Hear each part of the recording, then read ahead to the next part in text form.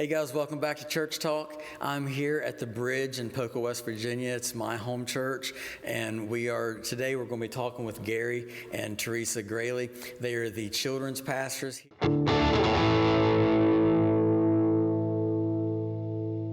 We're standing here in the foyer, and this is their check-in area. If you want to get a shot of the check-in, and tell us what you guys, tell us the process of, before we really get started with the video, when your kids are coming in and they're getting checked in, you guys go through that process of what check-in looks like for your kids and for their parents. Well, as the kids come in, we greet them, and if we don't know them and if they are a visitor, we find out their name, and we find out, their the parent's cell phone number and the parent's name. The reason for getting the cell phone number is if there would be like some type of an incident downstairs, we can come up to the foyer and text them while they're in service rather than having to drag everybody and everything in there. So that's what we do with them. Once they pick the child up from downstairs, I usually give them a card. Usually not the first service, but if I see that they're coming back again, we'll give them a contact card and have it fill it out. That way it has like the child's address, phone number, birth date, any type of thing that they may be allergic to, or anything like that we should probably know, and have them turn it in the next time they come in. And that's pretty much we check them off, and then when we're done with services downstairs, they come down and pick them up, but there's always someone there at the door to dismiss their kids to them. They can't just leave. They sign them in and we sign them out. So. Gotcha. So for visiting kids or kids that you don't know, is there a process that you guys have that's like, I hate to even say it, but it's the reality of where we're at today is, if you have like divorced parents that have like custody issues, what have you guys come up with that helps with your security of making sure that if one of the parents isn't supposed to pick up the child but they want to try to come, is there anything that you guys have, maybe we haven't even had that issue, but is there anything that you guys have in place that you've thought of that would help with that issue if it were to arise, or someone's watching and they're like, I have a lot of that. You guys have any ideas that you've implemented already, or ideas you're thinking about doing for like that type of instance? We have to have a court order on file. If, they're not to be given to anybody but other than whomever they come with, we have to have a court order saying that they cannot go to John Doe or they can't go to whomever. Because if we don't have that on file and they're both parents, we have to release them legally. Now, if we have that on file saying that they don't go with them, then if they persist, then we can call 911 and get some, So really that kind of falls on the parent to make sure that they bring the documentation needed with that. So if anybody's watching and you have something like that, make sure you bring the paperwork that you need to protect your child, and don't think that it's on the children's workers, because children's workers aren't security people. They're not security guards. A lot of churches don't have any security at all. They just have people who love people, and they want to, they see the best in people. And unfortunately, there's a lot of bad out there that a lot of church leaders and a lot of volunteers don't think about that. And so I was kind of curious about how we've had it here. Oh, really? Yeah, yeah, we've had it here. We've already had that experience where not that the individuals came and tried to pick them up, but we've had parents come up to us and give us the documents that, hey, such and such cannot pick up such and such, and we know not to give them to them.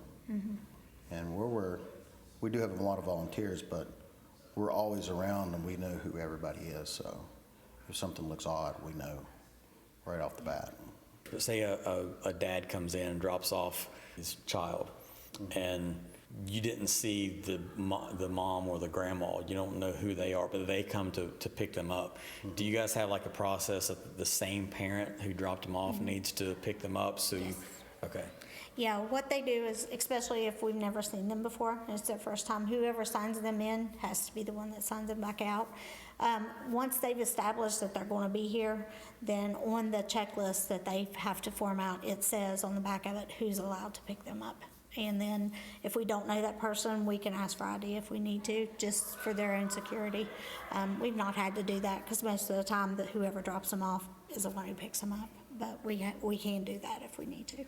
There's some ministries and some places to where they actually take a picture of the person who drops off a child, and then they have to show that picture on their phone. So that's even another security measure that you guys who are involved in children's ministry, if you need to go that far, is just another idea that you can do. Just make sure that, hey, who's picking up and dropping off the child is the same person. So We tried for a while to put their names and have the parents bring the other part back, things like that, but the kids never wear them, they'll rip The those. name tags. The name tags and stuff, they'll rip those right off, and those never last, so we've had trial and error on things that work for us and don't work for us. We've had things where they could log into like a kiosk and, put their own kids in. And sometimes it works and sometimes it don't. It's hard to get people to do it. Yeah. Because we tried that. We tried a kiosk, and we tried it on an app, and Yeah. we've tried different things. And the only thing that we've had that's really worked is somebody sitting here with the paper and checks their name off when they come in. Which personally, I like that. That way we're able to greet the kids, right off. They feel welcome. They feel wanted. They feel like, hey, we're going to have a great time, and I like that personal touch to it, rather than them having to fill out on a computer. Everything's kind of gone to that, and I like the personal side of it better. We joke and say that she'll mention something about somebody in the church, and my comment will be like, who's their kids? Because that's how we know That's people. how we know 'cause people by their we're downstairs so much, and we're around the kids so much. There's people upstairs that I don't know, but if you tell me who their kids are, I know who that is. One good thing too, I like is whenever we do have new visitors and we have new people come in, is usually whoever's working the table, there's a few of us that are there regularly.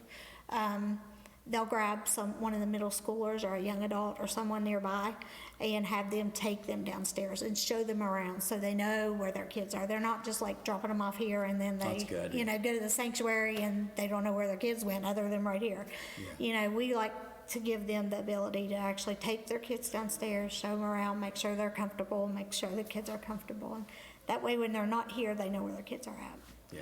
And then they can always come down if they feel the need to check on them during service. I mean, we're pretty open door. I mean, they can come down. They just can't. They got to knock on that door to get our attention to come and open it up for them. And That's good. But we don't have a problem with me as a parent myself. If I was dropping my kids off when they were younger, they're older now. I would want to go and just peek in just to make sure they're okay, just for my own peace of mind. And it's not that I wanted to go in to disturb the class or I wanted to take anything or upset them. I just needed to know that everything was okay.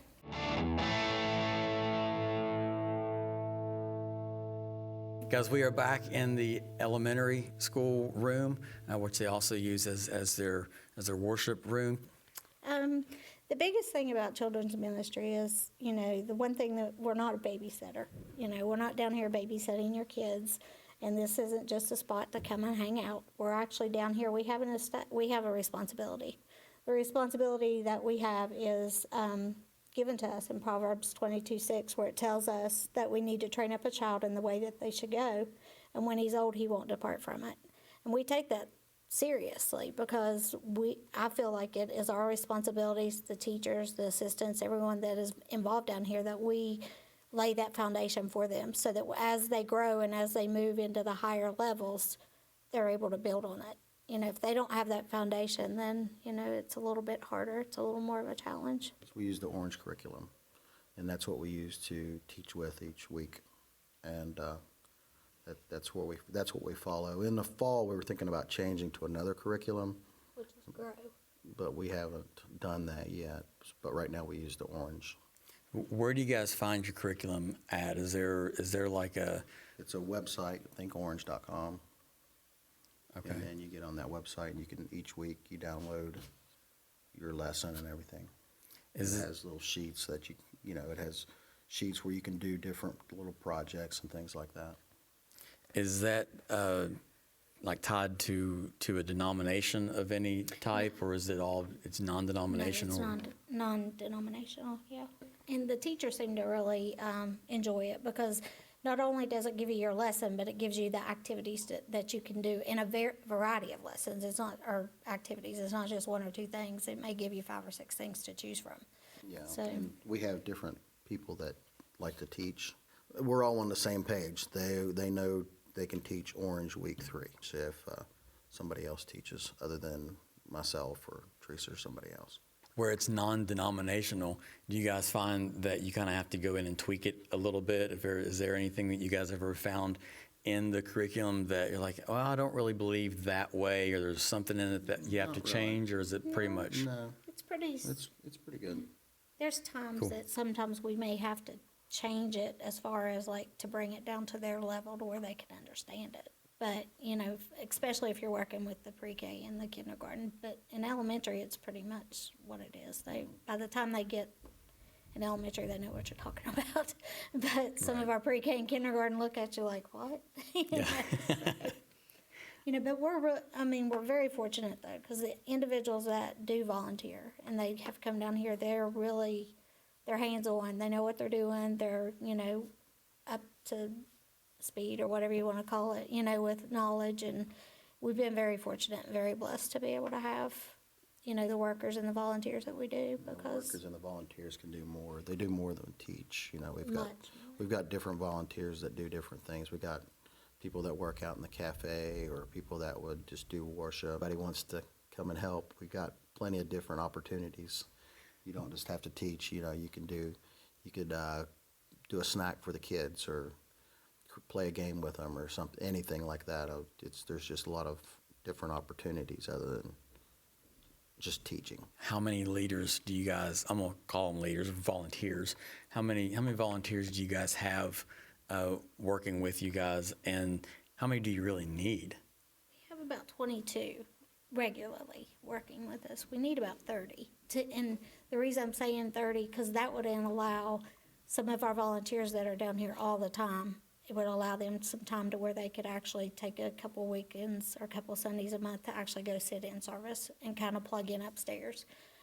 We have some volunteers that are here literally every Wednesday and every Sunday, you know, and if we had that extra little bit of help, that would kind of free up and give them a little more flexibility to where they could go be fed in, you know, the services upstairs, We have volunteers that just come down and watch kids. I mean, watch the nursery and they like that. So, I mean, we just got all kinds of different people that do all kinds of different things. About how many kids do you guys normally run for the whole downstairs, the whole children's ministry? Right now, this time of year, it's kind of low. Right now, we're running anywhere from 19 on a low night to about 26 on a higher night. Yeah. But, you know, with all the sports getting ready to end for this age group and things like that, we're already seeing it pick back up. In the summertime, it's nothing for us to have anywhere from 30 to 40 kids. And then when we do Vacation Bible School last year, we had over 82.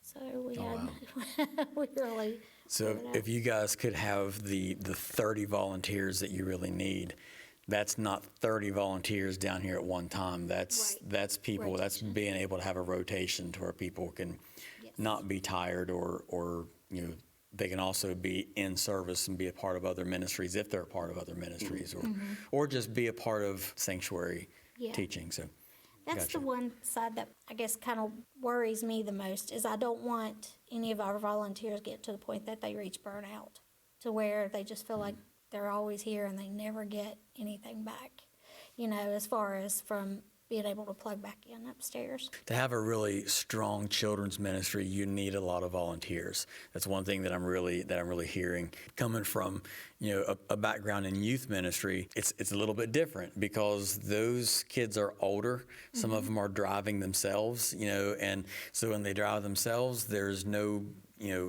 parent or guardian there with them. They're legally, they're of age to be on their own, basically, because they may be 16, 17, 18 years old. So we can have a smaller staff with a bigger group of kids because they're basically young adults at that point.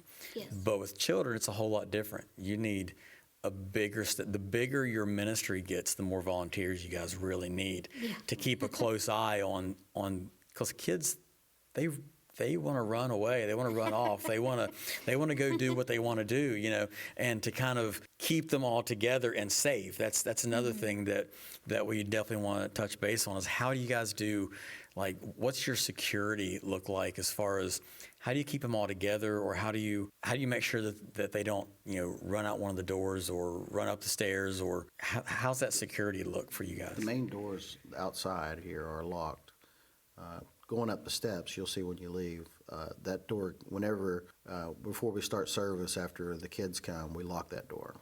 And only certain people have the code to get in. So that door stays locked until the end of service, until parents start coming down. And then we have someone that stands there and gives the children to their proper parents. And you'll also see there's a small door on the cafe that we close too.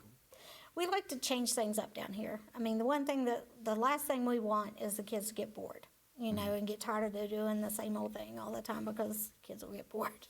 And some of the way that we change things up is not only just by changing our curriculum, which he had mentioned doing, but we also change it up by doing different things with them, by having theme nights. Maybe we'll have a night that, we tell them to dress up like the 50s, or, a glow night, or we'll have Nerf wars, or, sometimes we'll do, like make your own ice cream sundaes, and we'll bring in the ice cream and all the toppings, and they get to do it themselves, pizza night, stuff like that. And the kids really get into that. They really like getting to make their own stuff. And it turns out really good. And we try to do that at least every other month. In the summertime, we do something every month. But during the school year, we don't do it quite as often, because there's so many more activities going on, where they're involved in with sports and stuff, that we don't have quite the kids here to do quite as much, but we do it, we do try to. But, along with those type of different things that we do to try to keep and spark their interest, we do community events and things as well, which the things that we do in church is just basically our kids, or they can invite friends or whatever. But we do offer things to the community where we open it up for everybody. The biggest community event's coming up the end of the month when we're doing our Easter community event. And this will probably air after Easter. So you guys, if you missed it, you missed it. But if you didn't miss it, you'll know what we're talking about. But this will probably air after that. But we kind of started off talking about what can we do around Easter, and it kind of blew up to a full family day event, where we kind of talked about doing something for worship, and then we kind of talked about doing something else. And then before you know it, it was like every leader just kind of jumped in and said, hey, why don't we do this, and why don't we do this? And so just in the conversation with all the leaders, it just kind of exploded into, hey, let's just all get together and have a big family celebration for Easter. So you're right, there's going to be a lot of things that's going on Easter weekend for you guys, for what went on Easter weekend, because you'll be seeing this afterwards. The main thing that we're gearing up for is Vacation Bible School. We did move it back a month this year. Last year we had it the first week of August. This year we're actually going to be having it the first week of July. It'll run from July 1st through July 5th. The theme this year is Breaker Rock Beach. But it's not your typical beaches that you find down south. These are our northern beaches, where there's rocks and there's, different types of beaches. So it's going to be really fun, really exciting. On April, the first Sunday in April is when we'll open up registration. Right now we're getting our volunteers gathered up and in line and all that kind of stuff. And we're going to be having our first meeting here in a couple of weeks to try to get all that situated. But it's going to be a good time. It's going to be fun. We had over 82 attendees last year. And probably over 30 volunteers for that, and it was amazing. We had a great time. Awesome. Now, the whole front upstairs. Yep. You guys have a bigger area this year without with all the things that went on in the sanctuary a few months ago. You guys have a bigger area. What does your VBS look like as far as, like, I know some churches it's like the kids are dropped off, and other churches it's more of a family event. How do you guys kind of structure your VBS? We're doing they come in and they register their kids, and we check them in. We give them T-shirts. Based on whatever group they're in, they get a certain colored T-shirt. Okay. That helps our volunteers to be able to keep track of their kids that they're responsible for. Good idea. And it was amazing last year. We had one child we couldn't find, and we was like, oh, there he is, you know. So, I mean, within a split second, you can usually find whoever you're looking for. So that worked out really, really well. This year, we're doing something a little different. We are going to have a family night, and that's going to be on our last night, which will be on the 5th. Last year, we closed our Vacation Bible School services by having a pool party on that Saturday morning at the Nitro Pool. Okay. So this year, we decided that we was just going to keep it all here, and we want to invite our parents in. So they'll actually get to come in, have worship with their kids on Friday night, be able to go through their last lesson on Friday night, and then we're going to open it up outside, and we're going to have some water slides and probably have like hot dogs or pizza or something out there with them. And we've talked about possibly fireworks. You know, we're wanting to do a big family event on that Friday night. So it's kind of where we're leaning towards on that. Is we just want to kind of bring our families together with our kids and let them actually experience a little bit of what their kids have been through that week. So you guys have structured it to where it's both. That's cool. That's a good idea. And we have kids from 3 years old all the way up through 5th grade that, you know, come to that. And there's no cost. It doesn't cost anybody to come. You know, all they have to do is register and show up. Registration just helps you with preparation and to make sure how many volunteers you need, how much food you need, how much all the stuff you need to do. So it's not really a registration like, you know, signing up for whatever. It's letting you know how to prepare. It's just giving us basically our age groups, because when we sit down, we separate them by age groups. That way we don't have a bunch of 2 and 3 year olds with a bunch of 10-year-olds. You know, we try to keep them where they have things in common and stuff. We usually have like our preschool, like usually we do our 3, 4s, and 5s. Then we do like our 6, 7s, and then we do the next group at 8 to 12. So. Gotcha. When you guys take volunteers, what's the process that they go through so you guys know that, you know, who your volunteers are? I mean, do you guys have any kind of a form they fill out or a background check or any type of security type of? They have a form they fill out that does a background check. Okay. And what also I forgot to mention is we also have cameras in all the rooms. Okay. For security. You can see one of them over there in the corner. Cool. So with the cameras, is that like open to like just the church staff, like the church pastor and to you guys, or access to it? Yeah. Okay. Certain people have access to it, and we also have parents that just walk around during the service and check in and make sure that everything's going all right.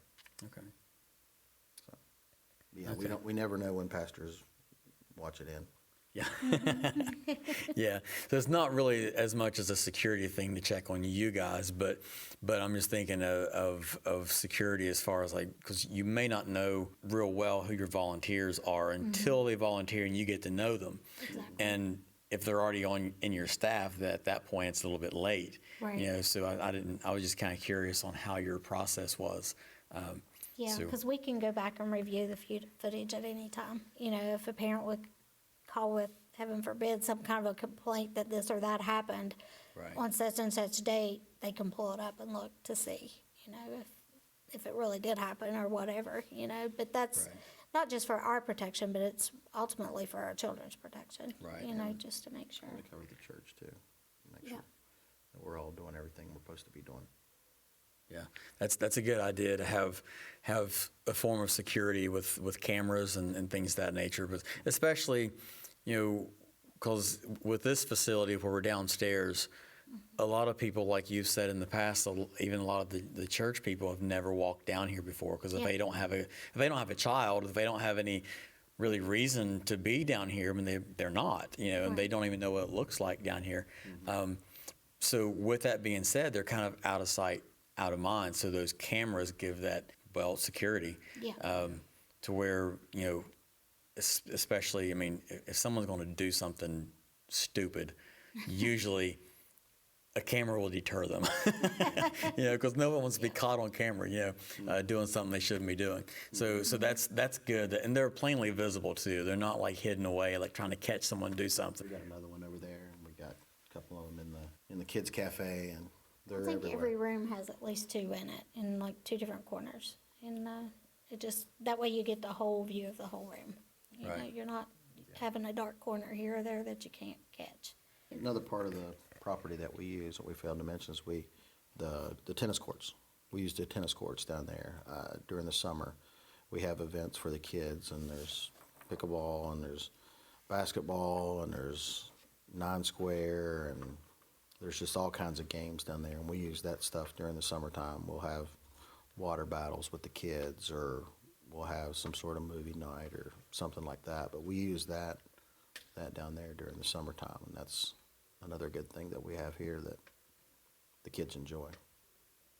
Cool. And for those of you guys that haven't watched the channel before, our church here, the Bridge, we were able to purchase this building, and it used to be a golf course, and it was a country club. So there's a lot of things, like he was talking about, the courts that the church is able to take advantage of because it's on the property.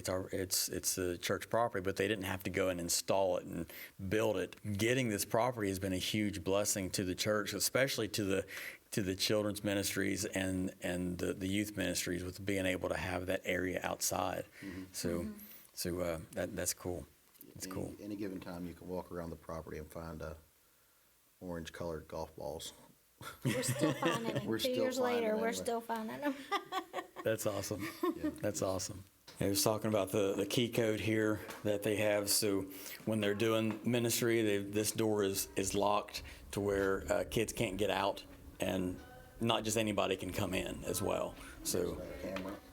and another entrance camera up there. So that's good. Place is really, you guys have done a great job with securing the area as well.